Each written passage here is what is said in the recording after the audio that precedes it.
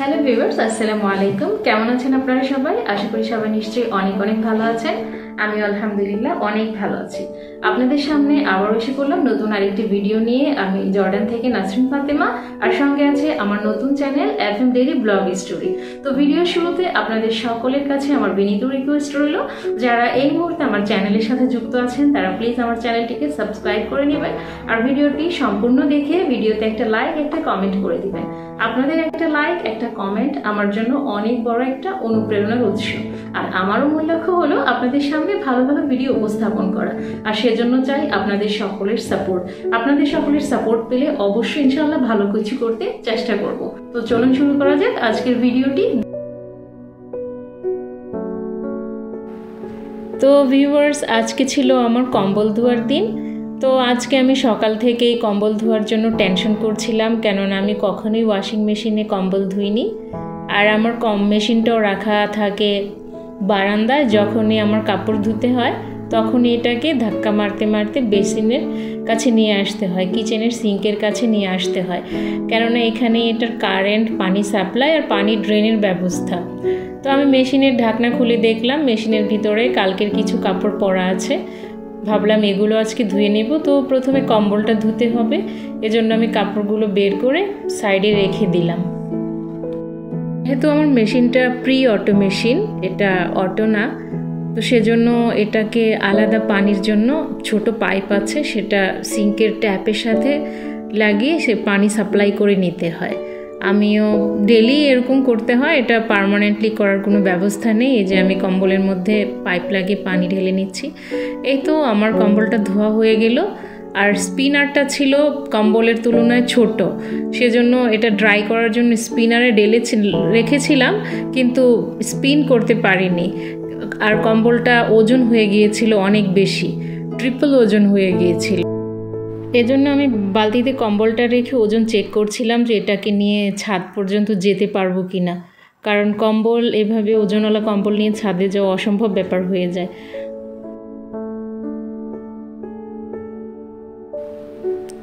তোয়ালিয়াটি আমি হাত দিয়ে ধুয়ে নিয়েছিলাম, এটা মেশিনে দেইনি। এটা দিলে, এটা কম্বলের সাথে দিলে এইটার ছোট ছোট সুতার মতো অংশ এটা কাপড়গুলো খারাপ করে নেয়। তো এরপর আমি আমার বেডশিটটা আয়রন করে নিচ্ছিলাম। বেডশিটটা অনেক দিন আয়রন করিনি, খালি ধুই আর বেডের মধ্যে চাদর বিছিয়ে রাখি। তো আজকে ভাবলাম যে একটু আয়রন করি, আয়রন করলে কাপড় বেডশিট মোলায়েম হয় আর অনেক মসৃণ হয়, ভালো লাগে। এখন আমি আমার হাজব্যান্ড অফিসে যাওয়ার পর এদিক সেদিক পড়ে থাকা জিনিসগুলো ঠিক মতো গুছিয়ে নিচ্ছি।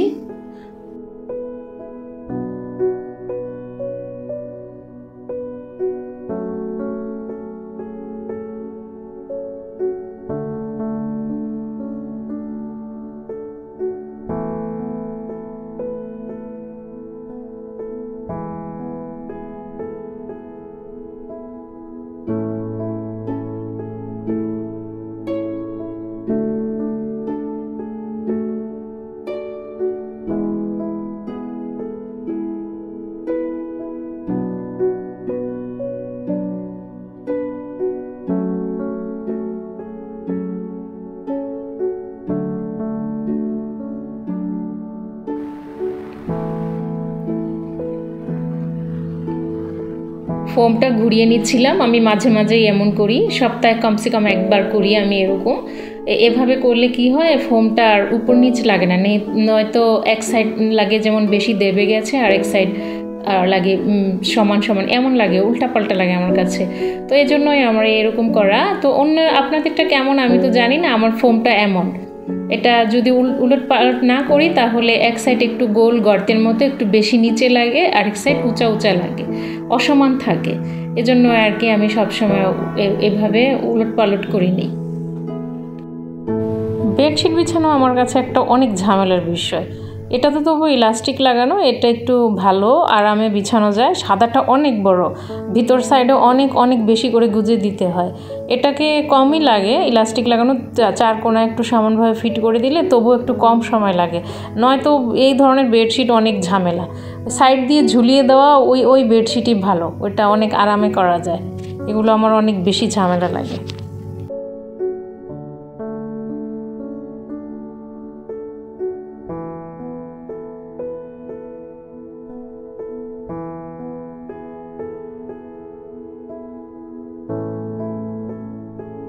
বন্ধুরা এই যে আমি বেডরুমটা গুছিয়ে নিলাম, এখন যাব বাকি কিচেনটা গুছাবো।